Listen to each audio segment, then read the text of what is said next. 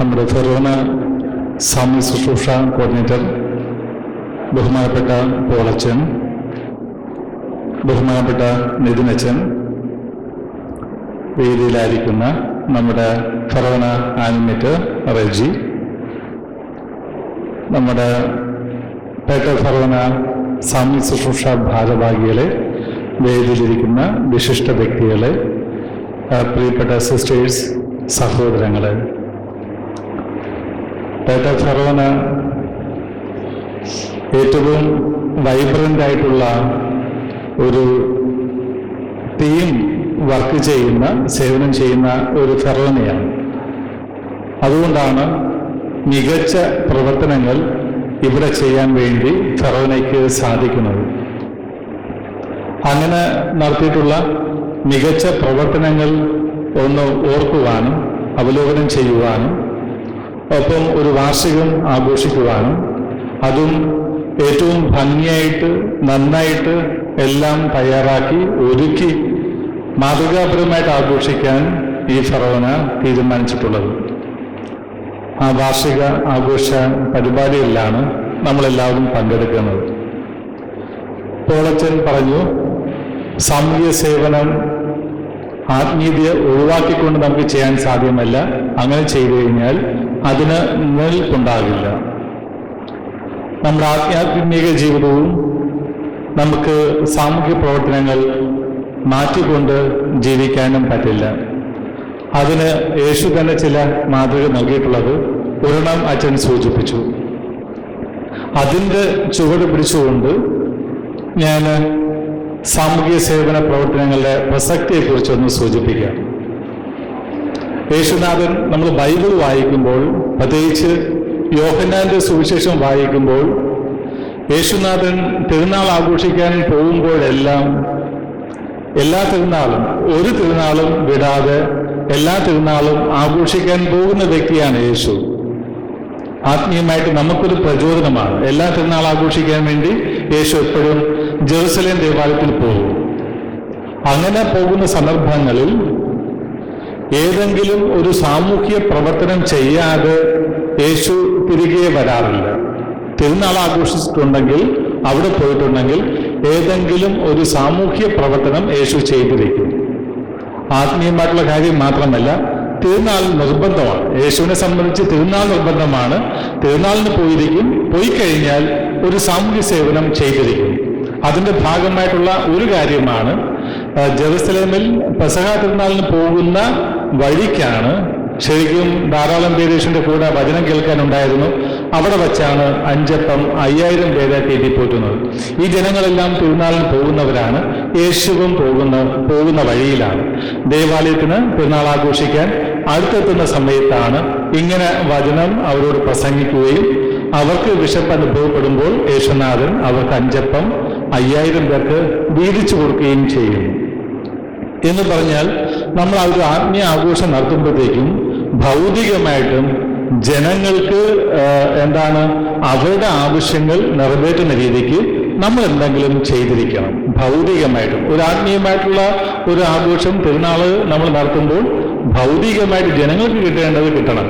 അവിടെയാണ് ശരിക്കും 5 അപ്പം 5000 പേര് തീറ്റിപ്പോറ്റുക എന്ന് പറഞ്ഞാൽ പട്ടിണിയില്ലാത്ത സമൂഹം, ഇവിടെ പട്ടിണി നടക്കുന്ന ആരും തന്നെ ഉണ്ടാകാൻ പാടില്ല.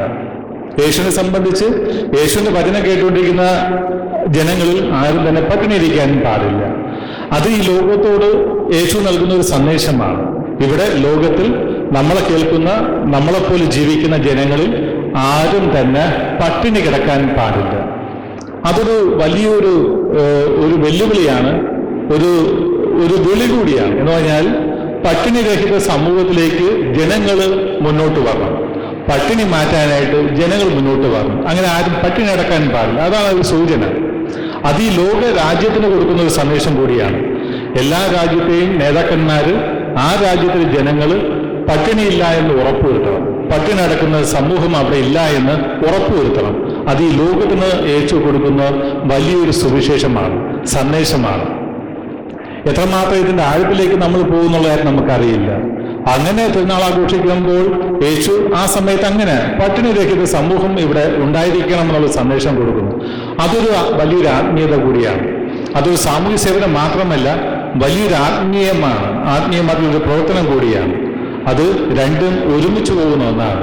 ഒരു ആത്മീയ പ്രവർത്തനവും സാമൂഹ്യ പ്രവർത്തനവും ഒരുമിച്ച് പോകുന്നു. നമ്മൾ ആർക്കെങ്കിലും വിശക്കുന്നവർക്ക് ആഹാരം കൊടുത്തു കഴിഞ്ഞാൽ, പട്ടിണി കിടക്കുന്നവരൊന്ന് സഹായിച്ചു കഴിഞ്ഞാൽ, അതുകൊണ്ടാണ് യേശു പറയുന്നത്, സ്വർഗരാജ്യത്തിലേക്ക് പ്രവേശിക്കണമെങ്കിൽ വലതുവശത്ത് നിൽക്കണമെങ്കിൽ എനിക്ക് വിശന്നു, എനിക്ക് ആഹാരം തന്നു. അവിടെ നിന്ന് പുറത്താക്കപ്പെടുന്നവരാണെങ്കിൽ എനിക്ക് വിശന്നു, നീ എനിക്ക് ആഹാരം തന്നില്ല. ഇത് രണ്ടും ആത്മീയതയും ഭൗതികമായിട്ടുള്ള ഇത്തരം കാര്യങ്ങളും നമുക്ക് ഒരിക്കലും വേർതിരിക്കാൻ പറ്റില്ല. അതൊരു വലിയൊരു പാഠമാണ്. നമ്മുടെ സാമൂഹ്യ സേവനത്തിലൂടെ നമ്മൾ ചെയ്യുന്ന അങ്ങനെ നമുക്ക് ഇടവകയ്ക്ക് വേണം തീരുമാനിക്കുക. നമ്മുടെ ഇടവകയിൽ പട്ടിണി നടക്കുന്ന ഒരാൾ പോലും ഉണ്ടാകില്ല. അത് നമ്മൾ തീരുമാനമായിട്ട് എടുക്കണം. അത് വലിയൊരു ആത്മീയ ത്യാഗമാണ്, സേവനമാണ്, ഒരു ആത്മീയതയാണ്. യേശു ലോകത്തോട് പഠിപ്പിച്ച ഒരു ആത്മീയത.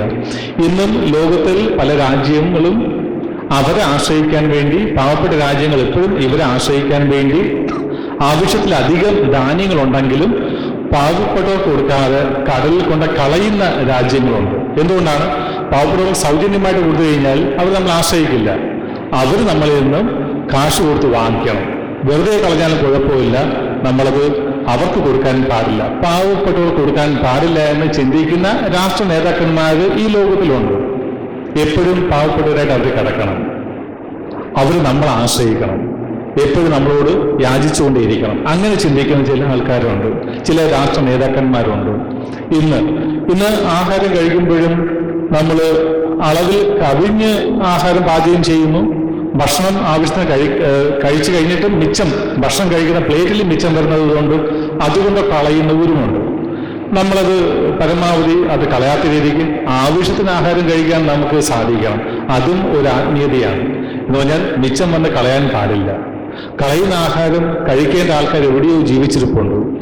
അത് നമ്മൾ അവർക്ക് കൊടുക്കാത്തത് കൊണ്ടാണ് നമ്മളിത് കളയേണ്ടി വരുന്നത്. അതുകൊണ്ട് അത്തരം കാര്യങ്ങളെക്കുറിച്ച് ഒരു ജാഗ്രത നമുക്ക് വേണം.